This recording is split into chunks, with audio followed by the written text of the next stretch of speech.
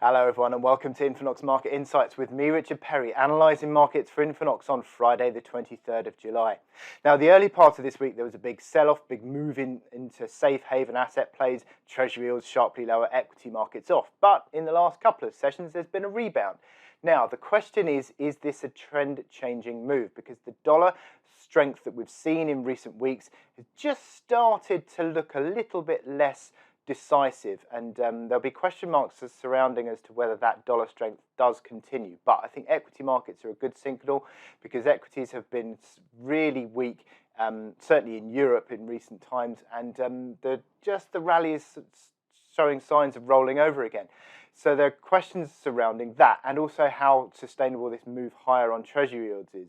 We had the ECB meeting yesterday. They were really dovish, and there are certain sort of downside risks to the euro that we've still got, but there are a few cracks forming within the unanimous decision making of the ECB. So let's watch out for that in the coming weeks and months, but certainly the ECB remains very dovish.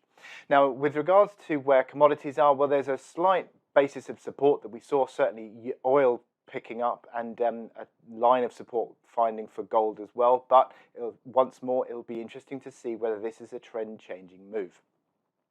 Now, with regards to the INFINOX support and resistance table, that is at the end of the video. Now, we're also looking out for the flash PMIs today, so watch out for that on the economic calendar.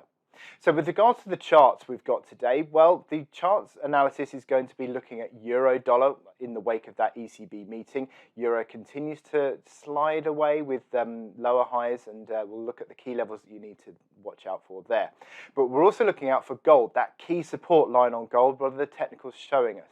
And finally, looking at that S&P 500. Is this now just a license to move for the S&P to new all-time highs again? Let's have a look at the charts. And moving on to the INFINOX MT5 chart platform now. And we've still got this drift lower on euro dollar. We can zoom in here. We can see that we had a negative candle yesterday. So if I go to the 1 hour chart, you can see that the reaction to the ECB meeting was fairly choppy, really.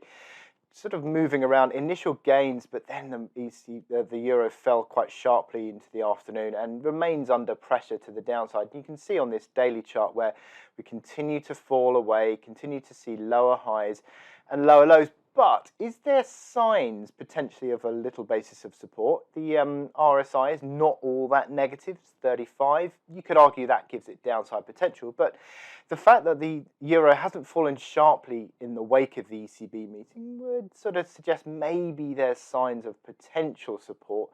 And I think on the 4 hour charts as well, again, little real desire to drive that euro lower. 35 on the RSI has been a sort of a limit for the last week or so, really, on the 4 hour chart. So just drifting lower rather than decisive downside move. And if you actually look at the dollar against other major currencies, the dollar has actually sort of had a little bit of an unwinding move recently. So it'll be interesting to see. We're looking at that support of the ECB move. 1830 now to be a gauge for resistance on any recovery. And on the gold chart, we can see that rally on gold that has just rolled over in the last few sessions, but again, not moving decisively to the downside. Stronger dollar tends to mean gold weaker. However, also risk appetite improving tends to be gold weaker as well. So it's had a bit of a mixed few days with regards to those two signals.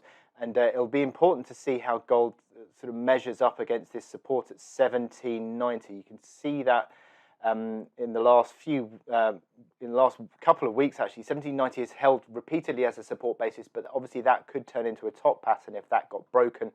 You've got a slight negative bias through momentum on the 4 hour chart, although not decisive.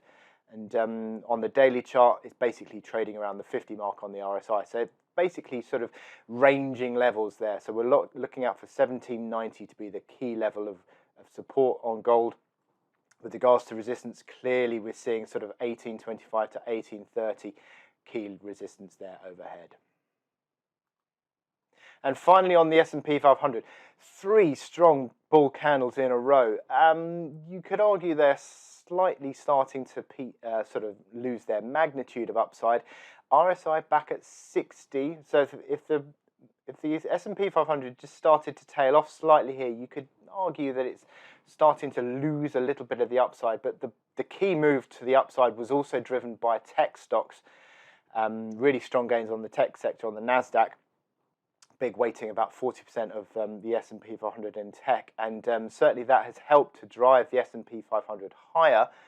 However, the questions are certainly regarding the fact that European equities are really looking sluggish.